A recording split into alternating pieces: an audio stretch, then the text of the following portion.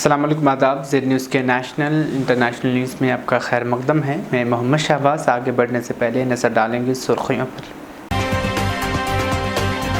Polish वज़ीर आज़म ने कहा कि बेलारूस में रूस की नीम फौजी दस्ते वैगनर ग्रुप से मुंसलिक 100 से ज़्यादा फौजी अहलकार पोलैंड की सरहद के करीब हुए मुंतकिल। स्वीडन की माइग्रेशन एजेंसी का बयान, कहा वो कुरान करीम की बेहरमती करने वाले इराक़ी मुजाहिद के रिहाइश परमिट का कर रही है जाँच। कुवैत की बदनवानी की अदालत ने चॉकलेट चोरी करने वाले एक शहरी को 1 साल कैद की सज़ा सुनाई। मुत्तहिदा अरब इमारात से ताल्लुक़ रखने वाले खलाबाज सुल्तान अल-नयादी का बड़ा बयान, कहा सऊदी अरब की जानिब से खलाई मिशन लॉन्च करने के इक़दाम को अरब ममालिक के लिए एक नया दौर दिया करार। सऊदी वज़ीर ख़ारजा शहज़ादा फैसल बिन फरहान से सूडानी अबूरी कौंसिल के सदर General Abdul Fattah al Burhan ने किया राबता। अपोजिशन इत्तेहाद इंडिया में शामिल पार्टियों के 11 अरकान पार्लियामेंट इस वक्त मणिपुर के 2 रोज़ा दौरे पर मुख्तलिफ इलाकों में राहती कैंपों का कर रही है जायज़ा। अब खबरें तफसील से। पोलिश वज़ीर आज़म ने कहा है कि बेलारूस में रूस के नीम फौजी दस्ते वैगनर ग्रुप से मुंसलिक 100 से ज़्यादा फौजी अहलकार पोलैंड के सरहद के करीब मुंतकिल हो गए हैं। गैर मुल्की खबर रसाई इदारे के मुताबिक शनिचर को पोलिश वज़ीर आज़म मैथ्यूस मोराविकी ने सहाफ़ियों से बात करते हुए कहा कि वैगनर की फ़ौजी पोलैंड के सरहद स्लोवाकिया गैप के करीब पहुंच गए। उन्होंने सहाफ़ियों को बताया कि सूरत हाल और भी ख़तरनाक हो गई है। उन्होंने मज़ीद कहा कि ये यकीनी तौर पर पोलैंड की सरज़मीन पर हाइब्रिड हमले की जानिब एक कदम है। पोलैंड यूरोपीय यूनियन और नेटो का मेंबर है और उसको अपनी मशरिक़ सरहद पर रूस के इत्तेहादी बेलारूस से सिक्योरिटी का खदशा है। ये खदशात उस वक्त बढ़ गई जब बगावत के बाद नीम फौजी दस्ता वैगनर के अहलकार बेलारूस पहुँचे। गुज़िश्ता चंद सालों से पोलैंड और बेलारूस के सरहद पर कशीदा सूरत हाल है। इसकी वजह से मशरिक़ी वस्ता और अफ्रीका से बड़ी तादाद में तारिकीन वतन का यूरोप यूनियन में दाखिल होने के लिए पोलैंड और लिथुआनिया की सरहदों पर पहुंचा है। पोलैंड की हुकूमत ने रूस और बेलारूस पर इल्ज़ाम लगाया है कि ये तारिकीन वतन के ज़रिए इस मुल्क को गैर मुस्तहकम करना चाहते हैं। पोलैंड की हुकूमत पनाह गज़ीनों के दाखिल होने को हाइब्रिड जंग की एक शक्ल करार देता है। उसने बेलारूस के साथ अपनी सरहद पर एक ऊंची दीवार भी बनाई है। रूस ने फरवरी 2021 में यूक्रेन पर हमला किया था, जिसके बाद हमसाया ममालिक ने सिक्योरिटी खदशात का इजहार किया था। रूस की वजारत दफ़ा ने कहा कि इतवार की सुबह यानी आज सुबह दारुल हुकूमत मॉस्को में यूक्रेन के 3 ड्रोन मारे गए। रूसी वजारत दफ़ा के एक बयान में इस दहशतगर्दी की कोशिश करार देते हुए कहा कि कीव के हमलों को नाकाम बना दिया गया है। रूसी वजारत दफ़ा के मुताबिक एक ड्रोन को शहर के मज़ाफ़ात में गिराया गया, जबकि दीगर 2 को इलेक्ट्रॉनिक वारफेयर के ज़रिए निशाना बनाया गया, जो एक दफ्तर की इमारत से टकराई, लेकिन उसमें कोई जान नुकसान नहीं हुआ।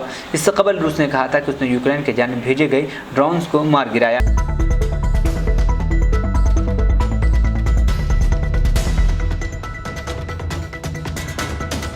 स्वीडन के माइग्रेशन एजेंसी ने कहा कि वो कुरान करीम की बेहरमती करने वाले इराक़ी मुजाहिद के रिहायशी परमिट का दोबारा जायज़ा ले रही है। गैर मुल्की खबर रसाई इदारे के मुताबिक स्वीडन के माइग्रेशन एजेंसी ने जुमा को कहा कि वो स्वीडन हुकाम से मालूमात मौसूल होने के बाद इस शख्स की इमिग्रेशन की हैसियत का दोबारा जायज़ा ले रही है। स्वीडन हुकाम ने इस जाँच की वजह ये बताते हुए कहा कि स्वीडन में उस शख्स की हैसियत को मनसूख कर देना चाहिए। इराक़ी मुजाहिद ने सलवान मोमिका ने रवा बर्स 28 जून को ईद अज़हा के मौके पर स्टॉकहोम के मरकज़ी मस्जिद के बाहर कुरान करीम को नज़र आतिश किया था। उसने रवा माह इराक़ी सफारत खाने के बाहर एहतजाज भी किया था और एक बार फिर से कुरान करीम को नज़र आतिश करने की धमकी दी थी। सलवान मोमिका ने इन इक़दामात से दुनिया भर के मुसलमानों के जज्बात मजरूह हुए। माइग्रेशन एजेंसी के तर्जुमान ने बरतानवी खबर रसाई एजेंसी रॉयटर्स को एक बयान में बताया कि ये एक कानूनी इक़दाम है जो उस वक्त उठाया जाता है जब स्वीडन माइग्रेशन एजेंसी को ऐसी मालूमात मौसूल होती है और केस के नताइज के बारे में कुछ कहना कबल अस वक्त है। स्वीडन न्यूज़ एजेंसी टीटी के मुताबिक इराक़ मुजाहिद के पास स्वीडन में रिहाइश का आर्जी परमिट है, जिसकी मियाद 2024 में ख़त्म हो जाएगी। स्वीडन हालिया हफ्तों में कुरान करीम के नुस्खों को नुकसान पहुँचाने और नज़र आतिश करने वाले मुजाहिरीन के बाद से बैनुल अक़वामी सतह पर तवज्जो का मरकज़ बना हुआ है। स्वीडन और डेनमार्क में गुज़िश्ता हफ्तों में कुरान की बेहरमती के वाक़यात ने तुर्किया, जिसने नेटो में शमूलियत के लिए स्वीडन की हिमायत की थी, कई समेत मुस्लिम ममालिक को मुश्तमिल किया है। स्टॉकहोम पुलिस को ऐसे मुजाहिरों के लिए भी दरख्वास्तें मौसूल हो रही हैं जिनमें दूसरी मजहबी किताबों को नज़र आतिश किया जाएगा। इस बात पर भी कई लोगों को स्वीडन को तनक़ीद का निशाना बना रहे हैं। ख्याल है कि स्वीडन की अदालतों ने फैसला दिया है कि पुलिस मुक़द्दस सहीफ़ों को जलाने से रोक नहीं सकती, लेकिन वज़ीर आज़म अरब क्रिश्चियंस हुकूमत ने जुलाई के शुरू में कहा था कि वो इस बात का जायज़ा लेगी कि आया पुलिस के लिए कुरान मजीद को नज़रआतिश करने से रोकने के लिए पब्लिक ऑर्डर एक्ट में तब्दीली की जाएगी या नहीं। दूसरी जानिब इस्लामी ताउन तंजीम OIC ने 31 जुलाई को वज़रा की सतह का हंगामी इजलास तलब किया है ताकि स्वीडन और डेनमार्क में कुरान मजीद के नुस्खों को नज़रआतिश करने के वाक़यात का जायज़ा लिया जा सके।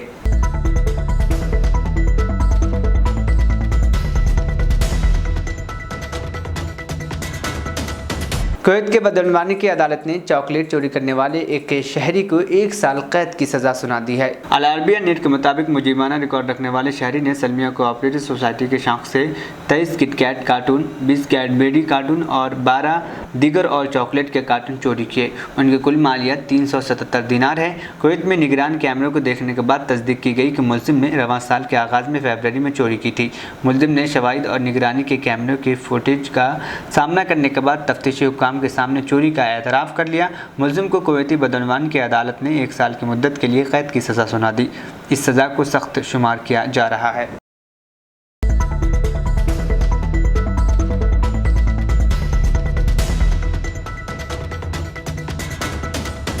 मुत्तहिदा अरब इमारात से ताल्लुक़ रखने वाले खिलाफत सुल्तान अल नयानी ने इमारात और सऊदी अरब की जानिब से खलाई मिशन लॉन्च करने के इक़दाम को अरब ममालिक के लिए एक नया दौर करार दिया है। अरब न्यूज़ के मुताबिक इंटरनेशनल स्पेस स्टेशन से दिए गए खुसूसी इंटरव्यू में सुल्तान अल नयानी ने कहा कि उनके लिए इंतहाई एजाज़ की बात है कि वह खला की दुनिया में कदम रखने वाले पहले अरबी शख्स के नक्श कदम पर चल रहे हैं, जिनमें शहजादा सुल्तान बिन सलमान, मोहम्मद फारिस और हमजा अल मंसूरी शामिल है। सऊदी अरब से ताल्लुक़ रखने वाले शहजादा सुल्तान खला का सफ़र करने वाले पहले अरब खलाबाज थे जो 1985 में अमरीकी खला स्टेशन STS-51G पर मिशन के लिए रवाना हुए, जबकि मोहम्मद फारिस खला में जाने वाले दूसरे अरब और पहले शामी शख्स हैं जिन्होंने 1987 में सोयूज़ TM-3 के ज़रिए मीर खलाई स्टेशन का सफ़र किया था। हमजा अल मंसूरी खला में जाने वाले पहले इमाराती हैं जिन्होंने 2019 में इंटरनेशनल स्पेस स्टेशन में 8 दिन गुजारे। सुल्तान अल नयानी फ़िलहाल 3 अमरीकी और 3 रूसी खलाबाजों के हमरा बैन अक़वामी खला स्टेशन में 6 माह के मिशन पर है। सुल्तान अल नयानी का खला का सफ़र करने वाले दूसरे इमाराती और स्पेस वॉक यानी खला में चहलकदमी करने वाले अरब दुनिया के पहले खलाबाज हैं। उन्होंने अपनी खलाई मिशन से मुतालिक बताया कि खलाई तहक़ीक़ को मज़ीद आगे बढ़ाने की इंसानी कोशिशों में हिस्सा लेने के लिए स्टेशन पर 6 माह गुजारना इंतहाई अहम है। यह अरब दुनिया के लिए भी यकीनन एक नया दौर है। सऊदी अरब और मुत्तहिदा अरब इमारात टेक्नोलॉजी और तिब्बी तहक़ीक़ के साथ साथ अपनी खलाई सनअतों में भी सरमायाकारी कर रहे हैं। सऊदी खलाई एजेंसी का आगाज़ 4 साल कबल शहमाई फरमान के ज़रिए किया गया था ताकि इक़्तिसादी तनों, तहक़ीक़ व डेवलपमेंट और आलमी खलाई सनअत में निजी शोबों की शिरकत को बढ़ाया जा सके। ममलिकत की सरकारी फ़ंड से चलने वाली खलाई प्रोग्राम के लॉन्च के बाद से दुनिया की कई खलाई एजेंसियों, खलाबाज कंपनियों और आला यूनिवर्सिटीज़ के साथ अपने ताउन को आगे बढ़ाने के लिए मुआहदे हुए।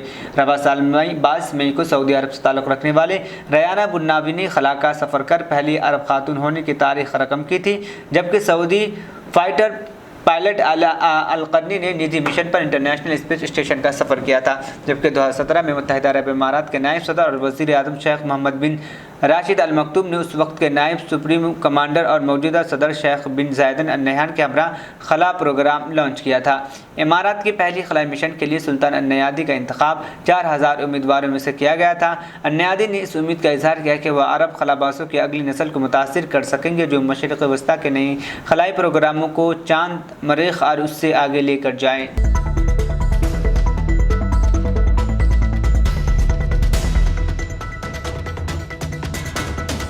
सऊदी वज़ीर ख़ारजा शहज़ादा फैसल बिन फरहान ने सूडानी अबूरी कौंसिल के सदर General Abdul Fattah al Burhan से रब्ता किया है। अरब मीडिया के मुताबिक टेलीफोनिक रब्ते के दौरान सूडान की ताज़ा तरीन सूरत हाल पर तबादला ख्याल किया गया। सऊदी वज़ीर ख़ारजा ने सूडान में इंसानी इमदाद की बहाली और इमदादी टीमों के तहफ़्फ़ुज़ की अहमियत पर जोर दिया है।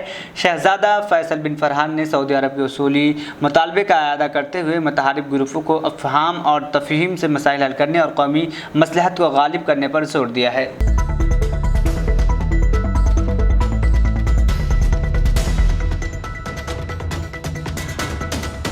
सऊदी अरब में गैर मुल्की कारकुन के इकामे में उनका पेशा दर्ज होता है। कानून के मुताबिक इकामे में दर्ज पेशे के मुताबिक ही कारकुन को काम करने की इजाज़त होती है। अफराद जो अपने मुकर्ररा पेशे के मुताबिक काम नहीं करते कानूनी खिलाफ वर्जी के मुरतब होते हैं, जिस पर उन्हें जुर्माना का भी सामना करना पड़ता है। जवाजात के ट्विटर पर एक शख्स ने दरियाफ्त किया कि 2019 से इकामा एक्सपायर है, क्या कफालत तब्दील कराई जा सकती है। सवाल के जवाब में जवाजात का कहना था कि इकामा तजदीद कराने के बाद कफालत तब्दील कराई जा सकती है, जिसकी कार्रवाई अबशर अकाउंट की तवासल सर्विस से की जाएगी। वाज़ेह रहे कि इकामे की सालाना बुनियाद पर तजदीद कराई जाती है। इकामा पहली बार एक्सपायर होने पर 500 रियाल जुर्माना आयद किया जाता है। इकामा एक्सपायरी पर जुर्माना 500 रियाल अदा करने के बाद इकामा तजदीद की फ़ीस जमा करानी होगी। बाद असा कफालत की तब्दीली की कार्रवाई की जाएगी। कफालत की तब्दीली के लिए लाजमी कि इकामा तजदीद कराया जाए। इससे कबल जवाजात का अबशर सिस्टम कफालत की तब्दीली की कार्रवाई को कबूल नहीं करेगा। खुदकार सिस्टम के तहत जो प्रोग्राम फीड किया गया है वो एक्सपायर इकामे की सूरत में एक्टिव नहीं होता। जब तक सिस्टम में इकामा की तजदीद न कराई जाए, इकामा होल्डर की फ़ाइल ओपन नहीं होगी। फ़ाइल ओपन न होने की सूरत में कफालत की तब्दीली का अमल भी मुमकिन न होगा। ख्याल है कि दूसरी बार इकामा एक्सपायर होने पर जुर्माना 1000 रियाल आयद किया जाता है। खुरूज वादुब्बा पर गए हुए एक शख्स ने दरियाफ्त किया कि मेरा खुरूज वादुब्बा और इकामा कारामद है, मगर पासपोर्ट एक्सपायर होने में 4 माह बाकी है।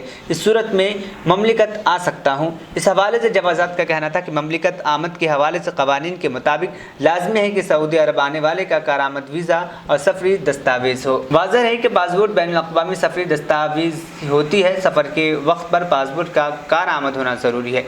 जवाजात का कहना था कि कानून के मुताबिक ममलिकत आमद के वक्त कारामद, खुरूज वादुब्बा या एंट्री वीज़ा और कारामद पासपोर्ट होना ज़रूरी है। ममलिकत आमद के बाद अपने मुल्क की सफारतखाने से पासपोर्ट की तजदीद कराई जा सकती है। पासपोर्ट की तजदीद कराने के बाद नए पासपोर्ट की एंट्री जवाजात के सिस्टम में कराना ज़रूरी है। इस अरबी में नकल मालूमात कहा जाता है। नए पासपोर्ट की एंट्री गैर मुल्की कारकुन के स्पॉन्सर अपने अबशर या मुकीम प्लेटफॉर्म के ज़रिए बआसानी से कराए जा सकते हैं। इसके लिए जवाजात के दफ्तर भी जाने की ज़रूरत नहीं रहती। अबशर या मुकीम अकाउंट पर तवासल सर्विस मौजूद है, जिसके ज़रिए पासपोर्ट की नकल मालूमात कराई जा सकती है। ताहम इसके लिए चंद उमूर का ख्याल रखना ज़रूरी है। तवासल सर्विस के ज़रिए तजदीद होने वाली पासपोर्ट की एंट्री कराते वक्त पुराने और नए पासपोर्ट की स्कैन शुदा कॉपी इकामे की कॉपी के साथ एक ही फ़ाइल में अपलोड किया जाएगा। हर दस्तावेज़ की जुदा जुदा फ़ाइल ना बनाई जाए।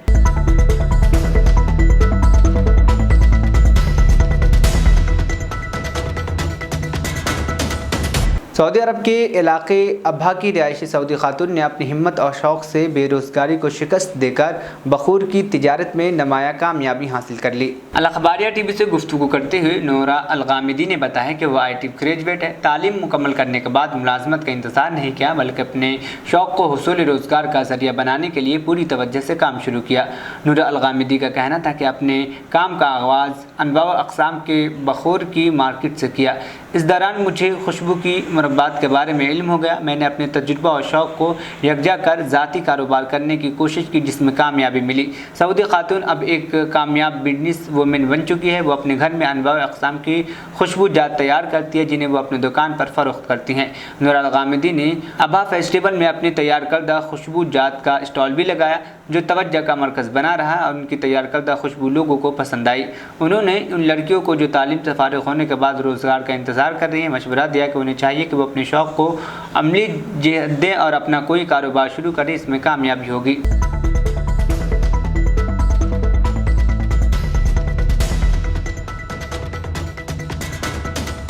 जोर आवर लीडर अतीक अहमद और उसके ख़ानदान के अफराद की इलाहाबाद हाई कोर्ट और ज़िला अदालत में पैरवी करने वाले वकील विजय मिश्रा को इलाहाबाद पुलिस ने हफ्ते की रात लखनऊ के विभूति खंड में होटल हयात रेजेंसी के करीब से गिरफ्तार किया।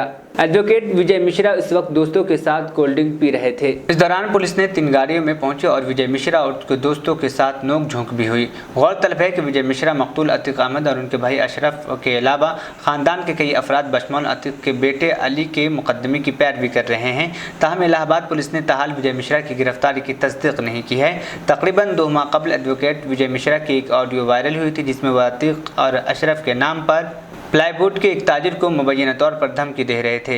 इस मामले में पुलिस ने विजय मिश्रा के खिलाफ FIR दर्ज की थी। विजय मिश्रा के खिलाफ रंगदारी का मुकदमा दर्ज किया गया था।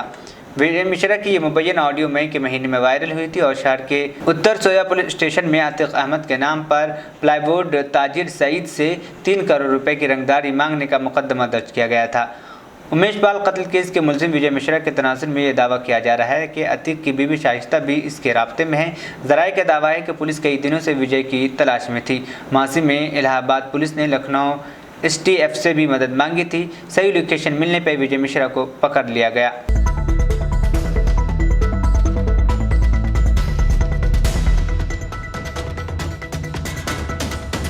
मरकज़ की एक टीम पीर को तेलंगाना का दौरा करेगी ताकि सैलाब से होने वाले नुकसानात का जायज़ा ले सके। मरकज़ी वज़ीर सेहत और रियासती BJP सदर जी किशन रेड्डी ने इतवार को कहा कि ये फैसला मरकज़ी वज़ीर दाखिला अमित शाह ने नई दिल्ली में रियासती BJP के सीनियर रहनुमाओं की मुलाकात के बाद किया है। किशन रेड्डी ने कहा कि अमित शाह ने सेक्रेटरी दाखिले को हिदायत दी कि वो फौरी तौर पर एक आला सतही टीम तेलंगाना रवाना करे ताकि सैलाब से होने वाले नुकसानात का जायज़ा लिया जा सके। टीम में कई वजारतों के अफसरान होंगे।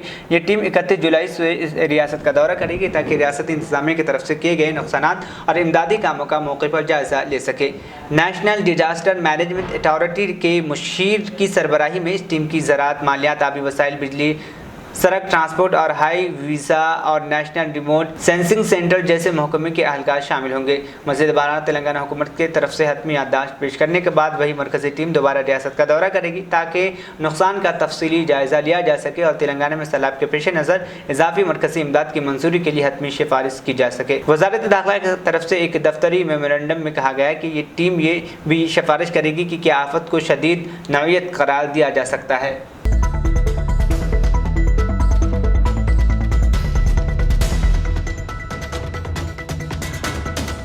अपोजिशन इत्तेहाद इंडिया में शामिल पार्टियों के 11 अरकान पार्लियामेंट इस वक्त मणिपुर के दौरे पर है। इंडिया का नुमाइंदा वफ्द मणिपुर के 2 रोज़ा दौरे पर आज ही वहां पहुंचा है और मुख्तलिफ इलाकों में राहती कैंपों का जायजा ले रहा है। इस दौरान तशद्दुद मुतासिर इलाका चरा चंद्रपुर वाक़ राहती कैंप में मौजूद लोगों से वफ्द में शामिल लीडरों ने मुलाकात की और उसके बाद कई लीडरों का बयान भी मंजर आम पर आया। चंद्रपुर में एक राहती कैंप का दौरा करने के बाद कांग्रेस रुकन पार्लियामेंट अधीर रंजन चौधरी ने कहा कि उन लोगों का चेहरा देखकर साफ पता चलता है कि ये खौफज़दा है। इन लोगों को हुकूमत पर बिल्कुल भी भरोसा नहीं है। बहुत खौफनाक हालत पैदा हो चुके हैं। इस दौरान कांग्रेस के रुकन पार्लियामेंट गौरव गोगोई ने मीडिया से बात करते हुए कहा कि वह तशद्दुद मुतासिरीन से मुलाकात कर उनके हालात जानना चाहते हैं और यह भी जानना चाहते हैं कि उनके मुतालबात क्या है। उन्होंने कहा कि हम चाहते हैं कि लोगों के मुतालबात सुने जाएं। हम लोगों के मुतालबात की नुमाइंदगी करने जा रहे हैं। मणिपुर के लोगों और उनकी फ़िक्र की नुमाइंदगी करने आए हैं। तशद्दुद मुतासिर अफराद से मुलाकात के बाद तृणमूल कांग्रेस के रुकन पार्लियामेंट सुष्मिता देव का भी बयान सामने आया है। उन्होंने कहा कि लोग परेशान हैं और सोच रहे हैं कि हम घर कब जाएंगे। हुकूमत हिंद को एक नुमाइंदा वफ्द भेजना चाहिए था। उन्होंने मना कर दिया कि इसलिए अपोजिशन पार्टियों के इत्तेहाद का एक नुमाइंदा वफ्द यहाँ मणिपुर आया है। उन्होंने मज़ीद कहा कि मुल्क के वज़ीर दाखिला को 3 मई से पता नहीं था कि यहाँ क्या हो रहा है।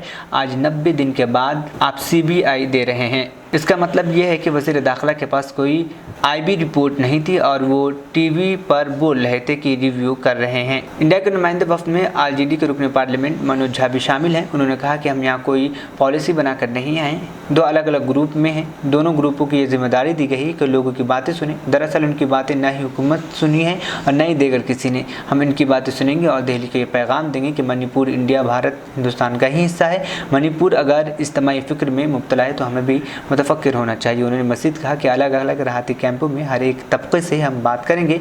मैती हो, कुकी हो या दीगर कोई और, सबसे बात करेंगे।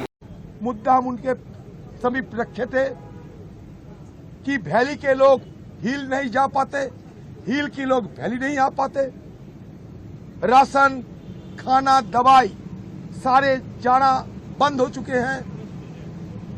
छात्रों को पढ़ा लिखा बंद हो चुके हैं और लोगों की सारे पीड़ा दुर्दशा को जो हमने देखे कल से सारे विस्तार रूप से हम बयान किए हैं और हमारी सारे बात मानते हुए राज्यपाल साहिबा सहमत जताते हुए सबको एक साथ एकजुट होकर ये मणिपुर की समस्याओं को हल निकालने के लिए कदम उठाना चाहिए और मेहनत करना चाहिए, ये उनकी तरफ से हमें कहे गए।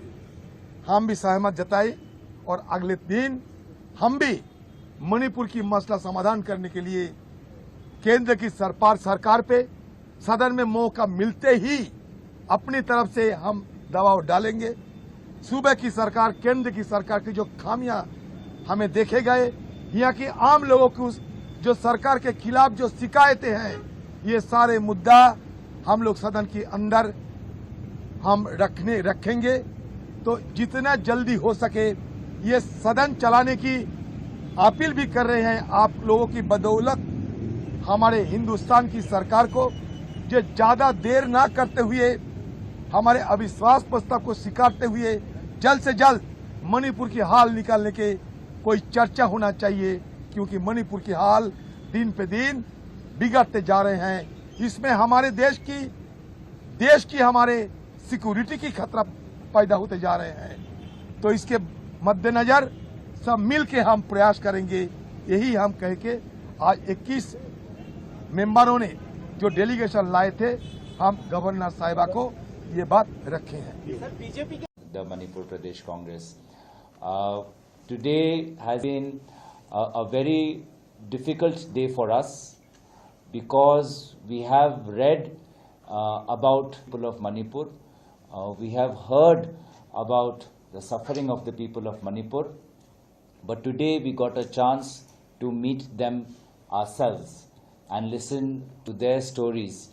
And it has been a very difficult day because we went to 4 relief camps, 2 in Churachandpur, 1 in Imphal, 1 in Moirang. And it has not been easy. Many times women, while speaking to us, broke down. Many times children spoke about how they lost a brother.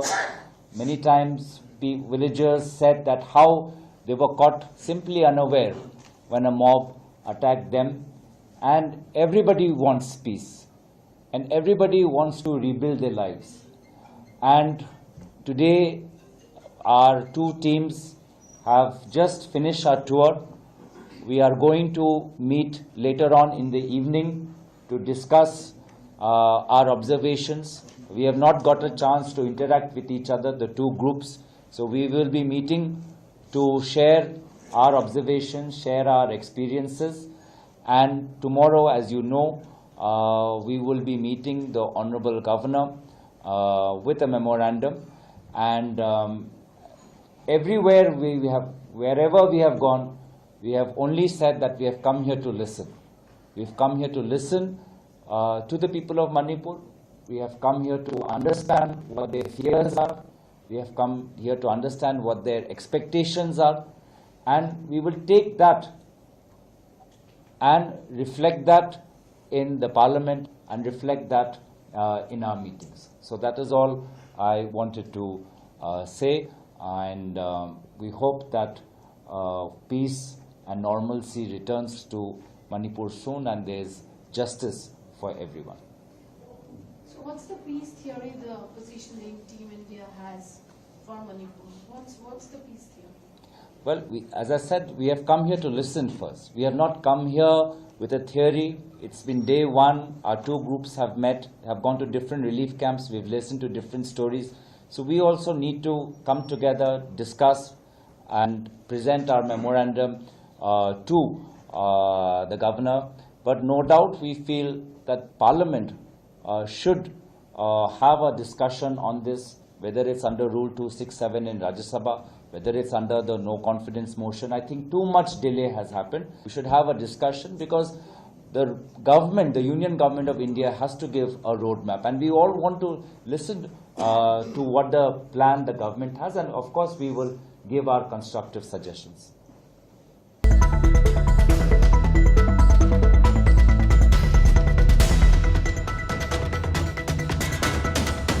आखिर में सुर्खियां एक बार फिर। Polish वज़ीर आज़म ने कहा कि Belarus में रूस की नीम फौजी दस्ते वैगनर ग्रुप से मुंसलिक 100 से ज़्यादा फौजी अहलकार पोलैंड की सरहद के करीब हुए मुंतकिल। स्वीडन की माइग्रेशन एजेंसी का बयान, कहा वो कुरान करीम की बेहरमती करने वाले इराक़ी मुजाहिद के रिहाइश परमिट का कर रही है जाँच। कुवैत की बदनवान की अदालत ने चॉकलेट चोरी करने वाले एक शहरी को 1 साल कैद की सज़ा सुनाई। मुत्तहिदा अरब इमारात से ताल्लुक़ रखने वाले खलाबाज सुल्तान अल-नयादी का बड़ा बयान, कहा सऊदी अरब की जानिब से खलाई मिशन लॉन्च करने के इक़दाम को अरब ममालिक के लिए एक नया दौर दिया करार। सऊदी वज़ीर ख़ारजा शहज़ादा फैसल बिन फरहान से सूडानी अबूरी कौंसिल के सदर General Abdul Fattah al Burhan ने किया राबता। अपोजिशन इत्तेहाद इंडिया में शामिल पार्टियों के 11 अरकान पार्लियामेंट इस वक्त मणिपुर के 2 रोज़ा दौरे पर मुख्तलिफ इलाकों में राहती कैंपों का कर रही है जायज़ा। नेशनल इंटरनेशनल न्यूज़ यहीं पर इख्तिताम पसीद हुआ। मुझे दीजिए इजाज़त, फिर होगी कल मुलाकात। अल्लाह हाफिज़।